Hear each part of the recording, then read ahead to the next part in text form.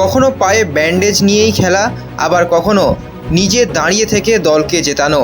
ডেডিকেশনের অপর নাম বিরাট কোহলি।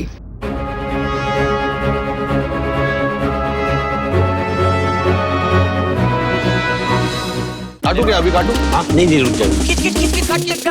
गेम कोई भी हो, पकड़ मजबूत होनी चाहिए। सीमेंट से पकड़ बनाए मजबूत। SRMB 550D TMT बार।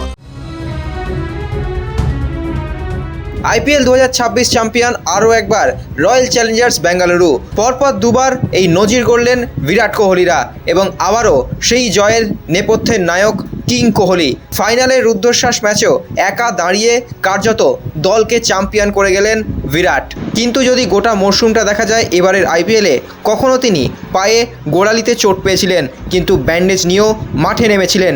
নিজের ডেডিকেশন তার দলের প্রতি দেখিয়েছিলেন কিং কোহলি। আন্তর্জাতিক টি-20 থেকে অবসর নিয়েছেন অনেক আগেই দলকে বিশ্বকাপ জিতিয়ে। তারপর বিরাট কোহলি তিনি যে কেন পৃথিবীর সর্বশ্রেষ্ঠ ক্রিকেটার তার আবারও প্রমাণ দিলেন। গোটা আইপিএল জুড়ে তিনি যেন যুবকদের কার্যত টেক্কা দিয়ে গেলেন গোটা সিজনটা জুড়ে। এই ডেডিকেশন, এই মোটিভেশন কোথায় পাবেন?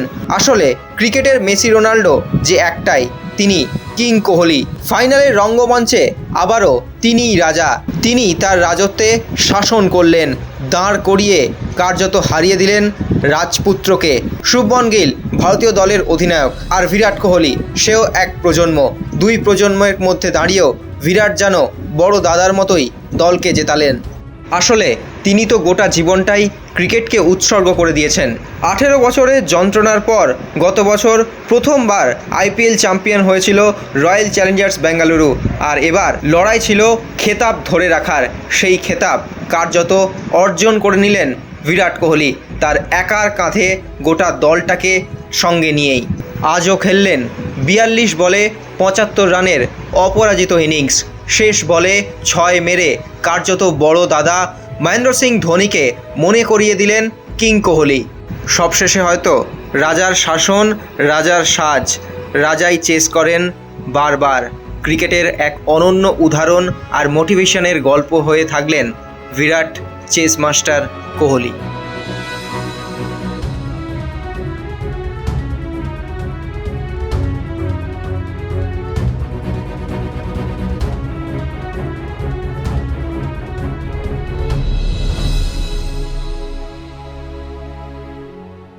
extra time.